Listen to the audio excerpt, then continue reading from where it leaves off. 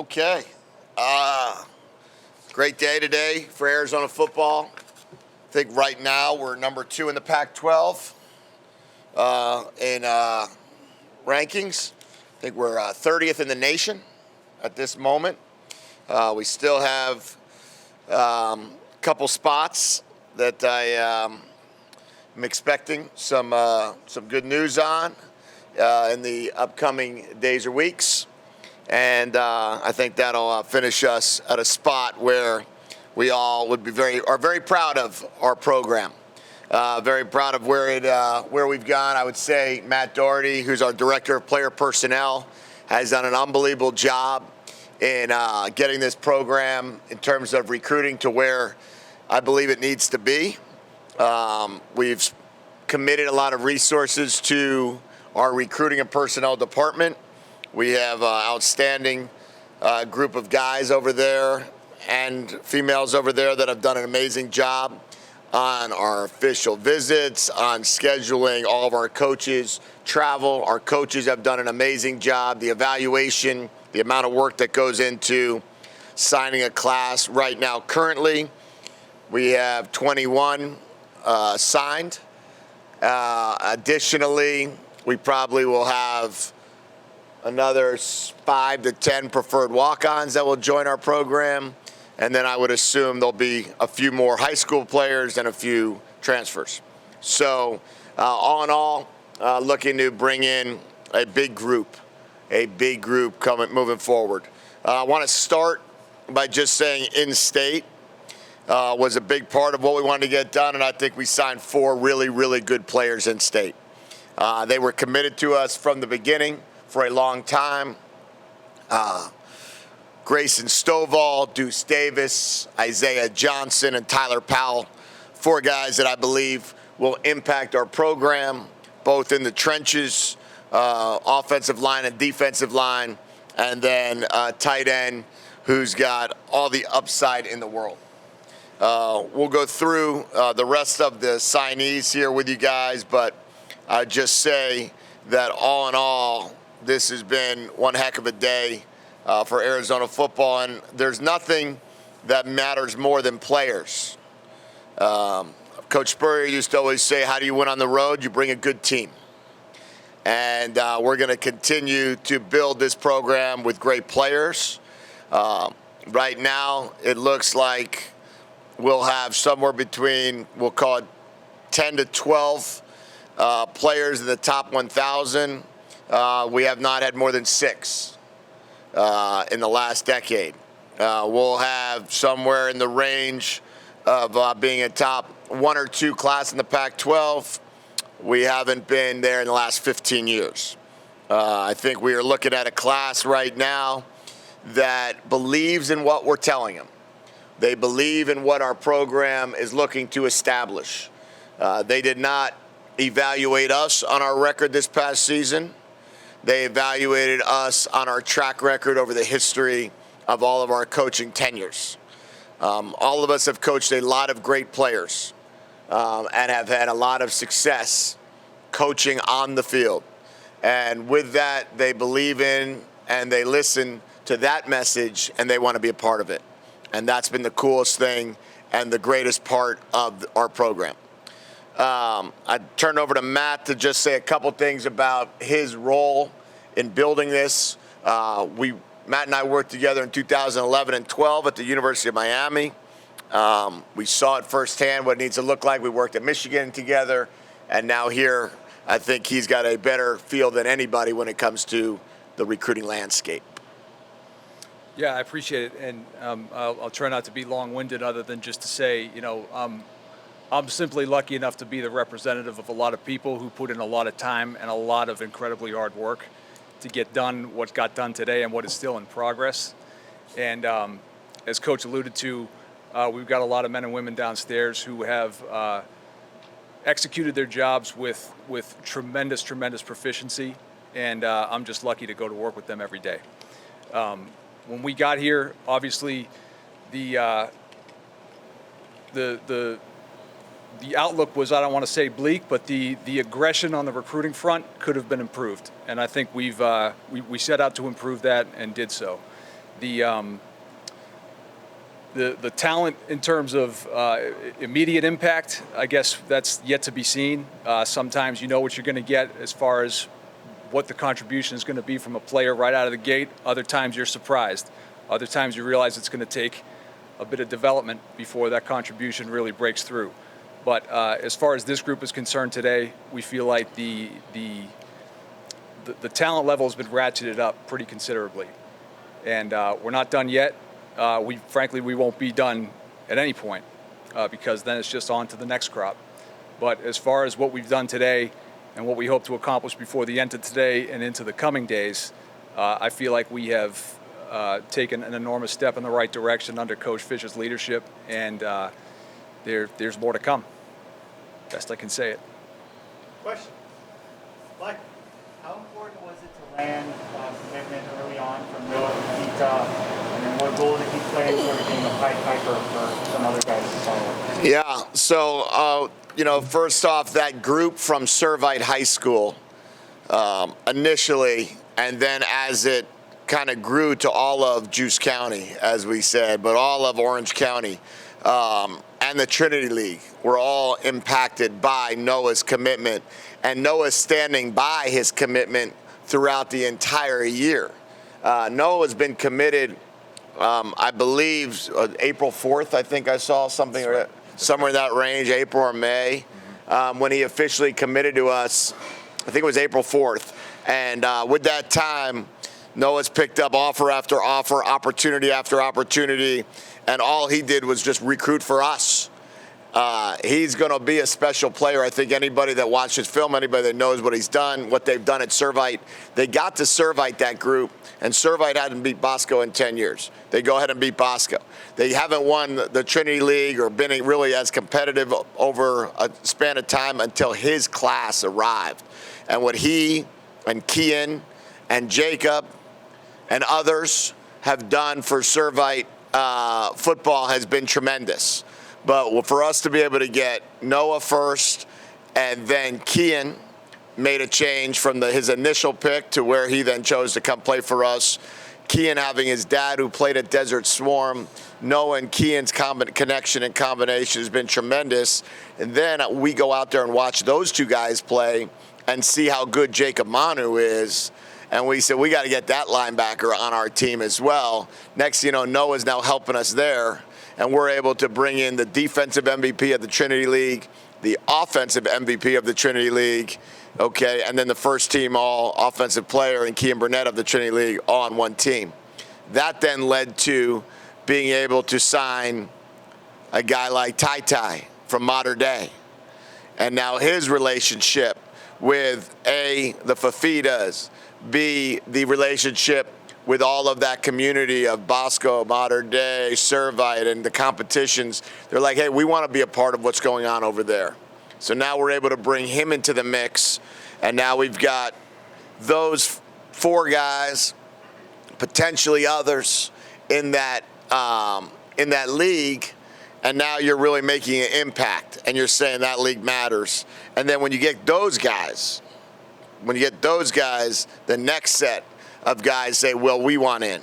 And that obviously we ended up batting 1,000 this past weekend with guys up in California area where they all know Noah, they all know Kian, they all know Jacob and such. And then you get guys like Ephesians Prysock. You get guys like Kevin Green Jr. You get guys that want to be a part of what we're doing. And now you've got two elite players from Bishop Alemany that are like, well, we want to play with Noah. We want to play with Kian. And we want to play with A.J. Jones from Colony High School because we all played 7-on-7 together. We were all part of the premium team. So now you get those guys, and then Isaiah Ward jumps in the boat, and he says, well, wait a second. If A.J. is my best buddy and he's going there, why do I need to go to another school? Why do I need to go to one of the other Pac-12 schools that want me? I want to go play with A.J. I love the family commitment we have here to build this program up. And then we start looking at building a class that ends up being, one of the elite ones, certainly on the West Coast and in the country. And I'm excited to see what else it has. I'm probably going to talk about Keon, but it seems like every class is a seven-piece class. Maybe there isn't one guy, or maybe there is one. What makes it so special like that? Yeah. Kean Burnett is a very special player because he has size, speed, intelligence, and an incredible work ethic. Comes from an amazing family, wants to be great, has seen Arizona great in the past or heard about it from his dad, wants to be a part of bringing the traditions back to when his dad played here at Desert Swarm. And then you look at the raw talent. I would say raw talent, raw natural ability. And you want to talk about another monster recruiter for us and somebody that is just so involved in trying to shape this program. He and his family have been just outstanding in not only being on board, I should say getting on board, being on board, staying on board, and then really helping right the ship. We know we need a few of these classes. I think our basketball team has been 1, 2, and 6 the last 4 years in the Pac-12. You need classes that are like that in order to go undefeated, to go run the table. We recognize that. I study that. I look to see what it takes to be able to get to this place of where our basketball program is currently. And you better be great recruiters and sign great classes. And this is our first step in getting that done. How important is it to get guys to come to the winning programs? Enormously important. When I look down our list of guys that we signed, when you look at Stovall and Davis from Hamilton, Johnson from Chandler, okay, then you start going down and you look at what Noah Kean, okay, did at Servite with Jacob. These are all state championship programs. Then you go to Colony High School, state championship program. Lost by a point in the state championship game. Then you go down and you start looking to see Oaks Christian, always a monster competitor, won the last 7 games in a row. Modern Day, Colony again, Servite again, Bishop Alemany state championship program. Miami Palmetto, another well-known program. You know, to me, it's get as many of these guys as you possibly can. Bring as many winners into here as you possibly can. Every one of these guys, Brophy Prep, another one, okay? All of these guys are coming in here, and they only know winning. We talked last season about how many guys in your locker room haven't won a game in Tucson or whatever the question was back then. The fact of the matter is all of these guys haven't won nor lost a game in Tucson. And the goal is to make sure that we can bring all these winners in here that continue to rub off on the guys that we have and the leaders of our football team that are returning. I can't wait to watch those guys develop, watch how good our team's going to be starting January 12th in that weight room and see the commitment that our current team has in changing the culture of Arizona football. Michael, for Matt, what positions did you really want to attack in this class? And then what positions do you feel like maybe still need a little bit more work in the transfer program? Right. Quarterback, I know you asked a question about Noah and how important that was to get him secured as early as possible. All other positions, meaning all prospects at every other position, are watching who you're taking at quarterback. They're watching that you're taking a quarterback. And it's very typical that the programs that don't secure that,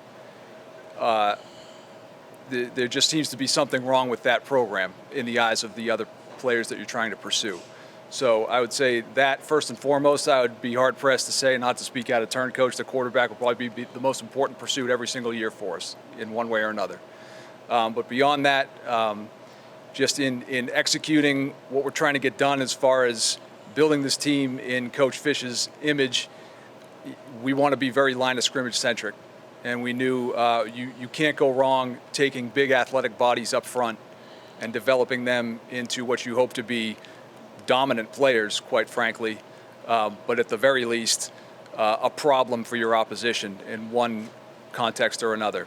So offense and defensive line will always be an emphasis for us, but certainly was here, as evidenced in our pursuits all the way down to the wire with a Ty Uiagalelei or a Jacob Reese and players of that caliber who fit the specifications of what we're trying to look like on either side of the ball from a height, weight, speed standpoint, from a skill set standpoint, secondary sports played, and just indicators of athletic ability that remove uncertainty and allow us to approach these in a way that allows us to believe that their development is going to take shape the way we want it to. So as far as moving forward, I think right now we're in the business of difference makers. The best players available are the ones that will be considered. So it's hard to pinpoint a specific position where we feel like we came up short, because we don't feel that way. We feel like we're pretty balanced, and we hit on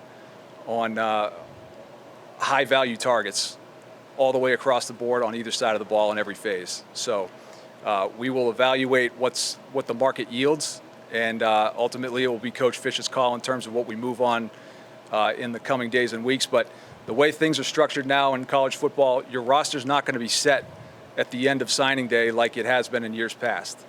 This is going to be all the way up to August. This is going to be all the way up to the start of fall camp. And that's not just us. That's every college football team, at least the 120 some odd Division I teams, because talent acquisition has changed drastically. And so you can't just hold serve and say this is going to be our 2022 team. It's going to be a march right up to the starting line in terms of fall camp in August. So we'll evaluate whatever comes down the pike and act accordingly.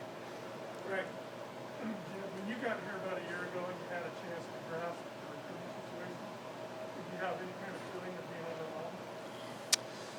No, I didn't feel that we were overwhelmed, or I didn't feel overwhelmed. I felt like it was going to be a full-time job to be able to get to where we need to be in this year, in this one cycle. The class was signed prior to my arrival, so our first class is this class. The last class was signed, I think, on December 15th. I was hired December 28th, showed up on campus. So I actually met our last signing class on Zoom when they were coming to school. So this group is one that we targeted right off the bat. How are we going to build this program? We had to evaluate our team first. I think that was the most, I don't want to call it the most overwhelming by any means, but I would say it was the most time consuming, was to figure out exactly who we had. What did this team look like? We had 118 players. How are we going to get the roster the way we needed to get the roster? Where was the roster headed? Where our deficiencies were? Where were we very strong at? I believe that we have an NFL secondary coming back. So we knew we had to make decisions based on that. Once I saw how Jackson Turner and CY and C-Row and Isaiah Rutherford ends up playing and Stukes ends up playing, now they're like, okay, I like what we got there. Now how are we going to build off of that? How many years are we going to have them? So you start not only evaluating your players, you then have to start looking to see how much time do you have with them? What's the roster management going to look like? We're going to get all three of those guys back. I believe after the end of the year, all three of them will end up going to the NFL at the end of next season. So we had to make sure we restocked, retooled, and got better and got ready to go. So when the time was right, we were able to roll. We were able to sign Isaiah Taylor last year. We were able to sign Anthony Simpson last year, and those were the two spots we had. So both of those guys are going to make big impacts. Anthony Simpson started for us. Isaiah Taylor will make a huge impact. And then to get back to really the other part of the recruiting side of it is you have to figure out exactly the needs once you evaluate. And as you mentioned, Michael, about the needs of, we needed to build it inside out. I think sometimes you fall into the trap of always wanting playmakers, always wanting to find guys outside, see what that looks like. We wanted to build it inside out. That is, that's a Bill Walshism, a Bill Belichickism, whatever it might be, but you always want to win down the middle. So safety, Mike linebacker, nose guard, center, quarterback, halfback, okay, and build it inside out that way by signing Jonah Coleman, Noah Fafita, Grayson Stovall, then Jacob Reese and Jonah Sevenay on either side of him. then Isaiah Johnson on his side, then Tyler Martin, the Mike linebacker, and then obviously we're able to, I really believe in our safeties that we have, and then we added a big nickel as a UCLA transfer this morning. We were able to take care of the inside out. So it's been fun this past year on the recruiting side, I can tell you that.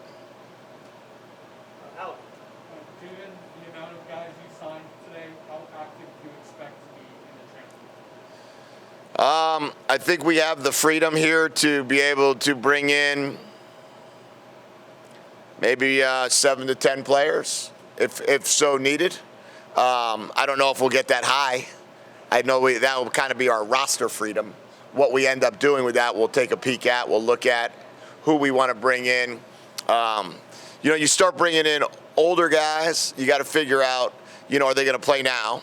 You start bringing in younger guys, and it's just like bringing in a high school kid. So you got to just figure out where your roster is. Right now, to me, I love where we're at. Might be able to pick and choose 1 or 2 early on, and then figure out in January what the rest of it looks like. Troy.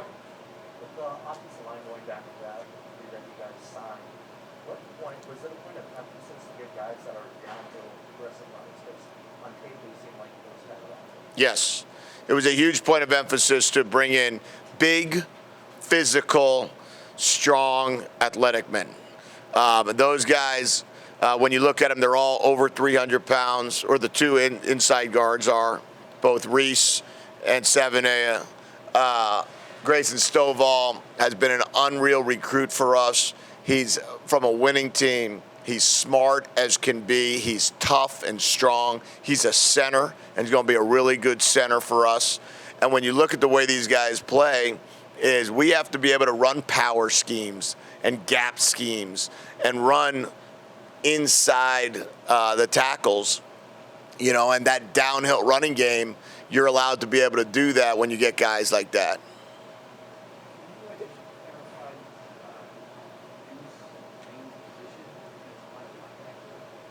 Yeah. Well, yes and no. I can clarify that a little bit because it's kind of be a hybrid of being an outside linebacker, pass rushing end. And recruiting is very competitive. I'm sure other schools took advantage of Arizona last year. How much is there an opportunity for coaching changes at USC or with Washington for you guys to go in? Well, there's Then there might have been. Well, there's always going to be opportunity, and there's always going to be coaching changes. I would say, we took advantage of every opportunity we had to build this roster up the best we possibly could by bringing in great coaches, by bringing in a great personnel department, by doing a ton of research and working tireless hours and really not caring about the amount of hours you had to work or the lack of sleep. We wanted to build this roster. We owe it to Tucson to be able to have a football team out here that we are all proud of, that we can go win a bunch of games. Our guys, I'm proud of every player on our team this season. And what I want to give our team coming back is some more bullets to fire and more points to score and more opportunities to get better. Because the kids that are playing on our football team want to win. And our community wants us to win. So we took a very aggressive approach in recruiting, that every day, no matter what was going on, we're going to find ways to recruit. I don't care if it was Saturday after a loss. I don't care if it was Sunday after a loss. I don't care if it was Saturday after the Cal win.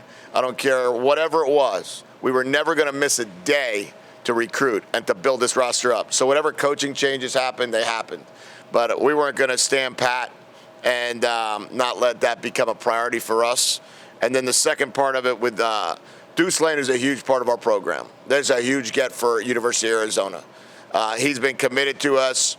It was his family was incredible from the very beginning. They were at my house in June for an official visit.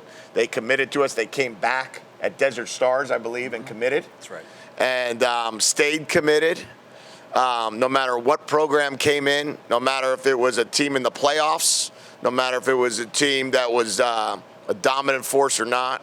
They were phenomenal. I was at their home last week or 2 weeks ago. Amazing then, too. He's going to be a pass rusher. He's going to have his both hand in the ground probably as an open side rusher to get sacks. He might be able to play some outside backer for us. Who knows? But I see that guy impacting the game immediately. Time for a couple more. Damien, then Michael. Let me talk about it just a second ago. Describing this process as fun, but then also listing off the responsibilities that go into this process. Really, what was the experience like hitting the road with Block A and getting into these homes and talking to parents and what was that experience like? Well, I got to tell you, there's no better time to be hitting the road with the Block A than these last 3 weeks. You got an undefeated women's basketball team. You got an undefeated men's basketball team. You're beating Michigan in men's basketball. You're beating Illinois during an official visit. I mean, we had 6 people at my house, plus I think 30 family members probably, and we're all standing around the TV watching us win a game against Illinois. I mean, that's when you want to hit the road with a Block A. It is awesome because you're selling the university.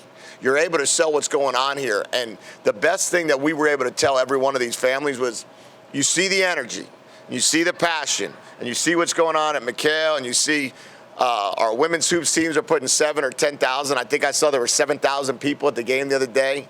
Okay, we've got 53,000 seats here. Let's put them all here also. And let's start winning as many games as they're winning. And that starts with the players on our team, the players coming into our team, and be able to be a part of something awfully special. So it has been the best time to hit it because of the fact that you've got winning programs surrounding you, and that Block A means a lot right now. We'll finish with Michael. I have one for Matt and two. No problem. We got time. For Matt, can you explain how the +7 system works that they implemented for this Yep. year? And is that tied into a date when the guys go into the portal that they're going to lose? Yeah, the +7, is everybody familiar with what he's asking? This blanket waiver was enacted by the NCAA to mitigate some of the chunks being bitten out of rosters across college football with the ease with which people can transfer from one program to the next now. So obviously there's now a one-time exception as far as you can transfer from school A to school B without having to sit out the customary season that it used to cost you. That's gone. So with the, as I was saying, with the ease with which you can move from place to place, it was becoming increasingly apparent that pretty much no program in America was going to operate at 85 scholarships, and not just below 85, like pretty significantly below 85. And once you drift into a certain number underneath that cap, you start to worry about the safety and health of your players because of a whole host of reasons you can probably figure out. But what the NCAA has done, at least for this offseason, and hopefully it becomes a more permanent measure, is allows you to basically replace one for one. If a player walks out the door, you can bring one in right off the street, for lack of a better term, to replace that player and keep your numbers at a healthy, quote unquote, place. And that is up to 7 players. They capped that at 7. So in order for that to be, in order for you to take advantage of that, you have to have players leave your program by the end of the, at least the way it's written now, by the end of the fall semester. Meaning they need to go into the portal by, let's say, December, what's today, the 15th. By December 15th, they need to be in the portal, and they cannot have withdrawn from classes. So if those 2 boxes are checked and that player leaves your program, well, now that is one of the 7 allowable openings on your roster that you can replace immediately, in addition to the initial scholarships that you are afforded every single year in the offseason. So every college football program is afforded 25 initial scholarships every year. Okay, that's whether or not you have space for it. You have 25 to give, but you also have to manage your 85. You need to not go over that number, otherwise risk significant penalty. That's not a scenario you want to drift into. So I hope that wasn't too convoluted an answer to your question. They need to be in the portal by a certain date, which is the end of the fall semester, at which point they are eligible to be one of the 7 you can replace with this blanket waiver. Yeah, I guess the confusing part, I guess, among the conversations we've been having is, I think a lot of us thought that it started like on December 15th or later. You're sort of saying they have to be in by. That was the understanding at first, even on our side, but with our compliance professionals and their interpretation of the language within the waiver, it is, I don't want to say maybe retroactively counting people is or isn't the right way to frame it, but they need to be in the portal and have not withdrawn from classes at school. They need to finish out the semester, in other words. Okay, Jed, what do you envision doing as far as the quarterback room goes? There's a lot of big names out there in the portal. You've got guys who played well for stretches last year. You've got freshmen coming in. What do you think is the plan for that position? I would say, just like most positions right now, we're going to be able to look at, is there a candidate or so that's going to come in and help us win immediately? And if there is that, we would not pass that up in any spot. I feel very good about our quarterback room right now. I think Will showed that he improved each week. I think we know Jordan had an opportunity in the 2 games that he played. But we also have a quarterback room that's pretty beaten up. So I've got to figure out what we need to do in terms of our numbers. I don't envision Gunner being able to play at all in the spring. Jordan is coming off of ankle surgery, so I got to see where he's at. Will is in a spot where we have to see if how healthy he'll be. I feel like he should be fine. So with that being the case, I don't want to go into a spring again where any season again that I only have 3 guys or 2 guys or 1 guy. So we're going to keep that open. The good part is Noah is coming in January. So we don't have to feel like there's this sudden urge that we have to get a guy in here right now. But we do recognize that there are some quarterbacks out there, and we do have an injured room. So hopefully we'll be a healthy room and figure that out. And what positions are Johnny and Jason Kusi going to coach? Johnny is going to coach the inside linebackers, similar to the exact same capacity as Coach Brown was. And Coach Kafusi is going to coach the pass rushers outside linebackers, so call it the defensive ends and outside linebackers. And then Coach Hunley will coach the 2 interior defensive linemen. And that was kind of his role at UCLA. So it's the same position. The way Johnny coached the whole front at UCLA. Now he's going to coach the inside backers like he did at USC. Will Jordan share special teams With Jason, Coach Kafusi and Coach Pau will take care of the special teams. I would say one other thing about the group that came this weekend. We were able to bring in 7 players this weekend. And even with Ty coming the Sunday after the Mater Dei game, with Ephesians Pricesock and with Kevin Green Jr. coming in, with a couple other guys that came in this past weekend, was a very, very special group. And when Tacario Davis, and all of a sudden these guys came in and all committed. And it was the coolest day we've had here. That Saturday during that game, I know Shear was all mad at me that we had a commitment right at tip-off. But we did, okay? We did. I wasn't going to hold it. So we wound up having, Isaiah Ward, commit on that day. Kevin Green commit on that day. Ephesians commit on that day. G7 commit on that day. One of the most famous kids from Miami that I've ever been around. This kid, there's not a player on our team that didn't know who G7 was. So we got a nickel coming in from Miami. He committed on that the next day, that Sunday or Saturday night. So the energy around the program at that time was just amazing. And I'm hoping that day is really the first day to what is going to be a lot of bigger, brighter, and better things for Arizona football. And today was a great day as well. All right, thanks everybody. Thank you. Thank you.